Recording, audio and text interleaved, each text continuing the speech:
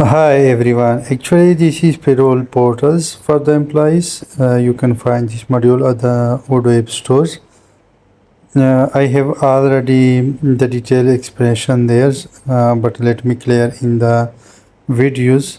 So once you install, let's do the configurations. First, make link the employee with the users. For example, I have done this one employee, and in the setting tab, I have linked the user. You can link anyone's if it's internal user or portal user, no issue. After that, go to users. See this one, the user. Now, next step is to go to groups and search for portals. No, this one related to the payrolls. Okay, open these ones and add many users you want.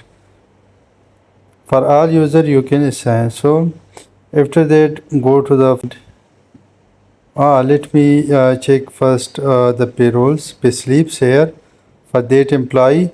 See, there are two payslips. Okay, and also check the amount I have for this and the status you can see here.